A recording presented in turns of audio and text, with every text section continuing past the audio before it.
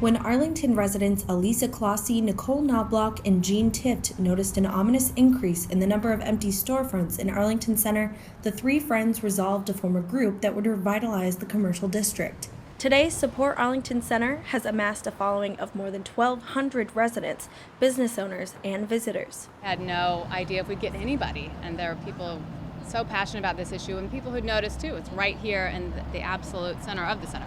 And we appreciate so much the life that's here already. That was part of it too. That's just 90% of the center is working so beautifully, and then this 10%, it just didn't make sense. The co-founders are disconcerted by the lack of progress in filling strips of empty properties which used to house beloved, vibrant local businesses. They worry the vacancies disparage the center and discourage tenants from moving in despite Arlington's recent economic success. It's sort of a mystery to us as to why these are empty storefronts, and they've been this way for over 3 years. It's such a loss of revenue. Derby Farm, which was right in this corner right here, was a perfect location because they would put out flowers and very warm, welcoming garden type of objects that were right on the corner. And to lose that has been devastating.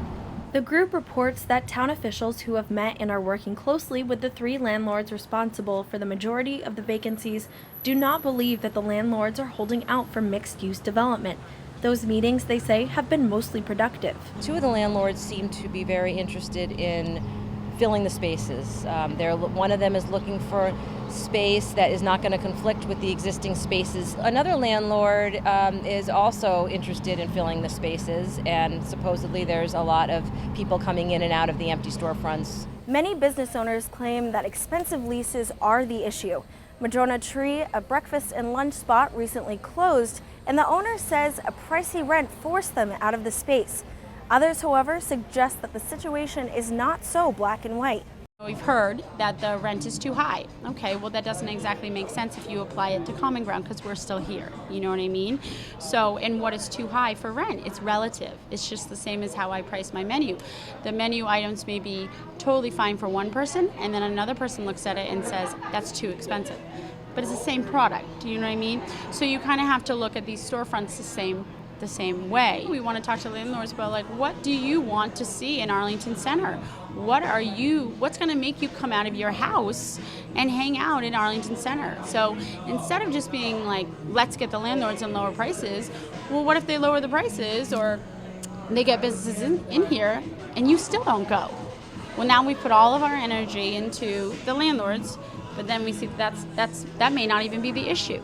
While collaborating with Support Arlington Center, town officials recognize the complicated reality and are investigating their options. So what we've had our town council and his staff looking at is whether or not we can legally put in place a fine structure for property owners that have vacancies over the long term and cannot demonstrate a reasonableness standard that they've actually tried to get tenants. So we don't have a proposal yet. What town council's office has done so far is research what has been done in other states and municipalities, put together sort of a potential structure, and now we're going to work with that before we put a proposal forward, hopefully within the next month sometime. Ultimately, Arlington residents want some answers, and Support Arlington Center is striving to provide them. One of the reasons my wife and I moved to Arlington is that there's all these great stores around here. They're within easy walking distance, and so many of them are unique to Arlington Center. They're not big chains, and now there's big chunks being taken out. I was sure that other people cared. I'd talked to patrons of the stores and restaurants which have closed, and they'd also be very sad about it, but there didn't seem to be any organizing force. Now that I know there is, I'm gung-ho. The public meeting will be in November or December. For more information, visit supportarlingtoncenter.org and join the Support Arlington Center Facebook group. For Arlington Public News, I'm Christina Gassford.